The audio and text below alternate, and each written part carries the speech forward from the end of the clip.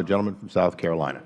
Thank you, Mr. Chairman. Just initially, I wanted to make the observation, Mr. Chairman, according to the pre-sentence report, Mr. Beal is looking at between 30 and 37 months in Federal prison for about a $900,000 loss. You get more time in prison for that, for stealing a six-pack of beer if you threaten that you have a weapon, which you really don't have. You get more time in prison for that for a very small amount of certain controlled substances. Even though he refused to answer our questions, Mr. Sullivan, did you interview Mr. Beal?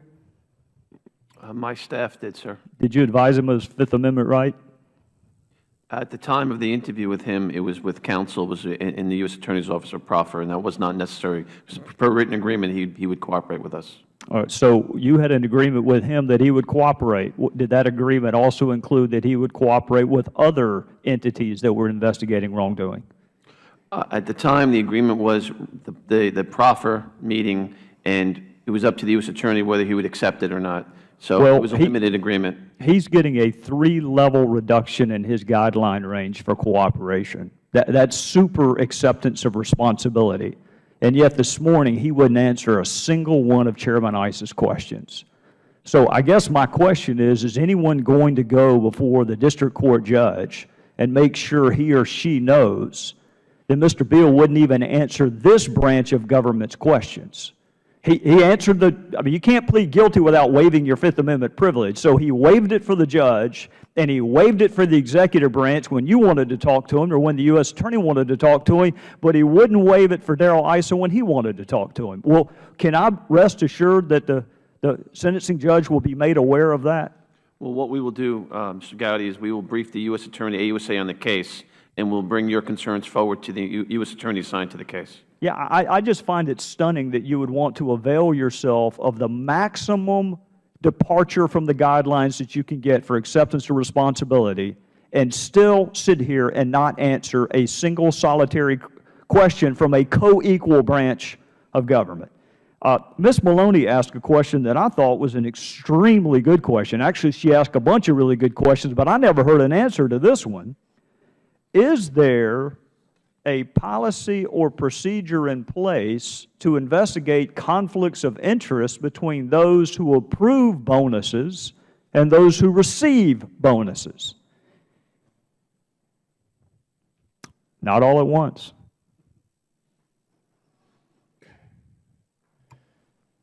The only requirement I know of, Congressman, is a financial disclosure requirement of all the senior officials. So in theory, Mr. Brenner could be approving financial bonuses or other financial incentives for someone that he has a financial stake in whether or not they get more money. Is that within the realm of the possible? Because it certainly sounds like that's what went on. Well, I'm not going to speculate on what's possible, but why not? Because I'm going to wait to read what the IG investigative report. Well, if you're not going to speculate on what's possible, my next question is this. If Mr. Chaffetz or Jimmy Jordan told Chairman Issa that they weren't going to be here for a couple of weeks because they were CIA operatives, how would Mr. Issa go about verifying whether or not, and I'm going to be very clear, to date, neither Mr. Chaffetz nor Mr. Jordan have alleged that they're CIA operatives, but if that were to happen, how would Mr. Issa go about investigating whether or not that was true? I can't answer that. Well, the next person who claims it at your agency, how will you go about investigating whether it's true? Under the current rules, as Mr. Sullivan pointed out, if there's an interagency relationship with that agency, the general counsel and the head of the agency would know. So, what, a phone call? I don't know what the process is. Is that what we're talking about, Mr. Sullivan? A phone call to verify whether or not someone really is a secret agent with the CIA? Well, I testified earlier, sir, that in 2008 a new directive came out, I think it's Intelligence Directive 304, which requires the Director of National Intelligence to inform the head of an agency and the agency's general counsel if one of their employees is working undercover for the CIA. Mr. Sullivan, I appreciate that.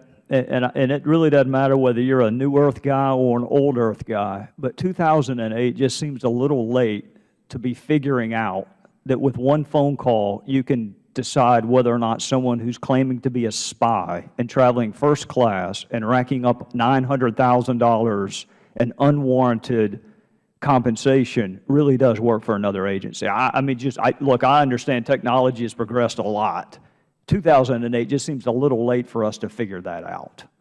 There was nothing in place prior to that? Well, sir, clearly the officials at the time, going back to the 90s through the 2000s, could have checked his story. No one did.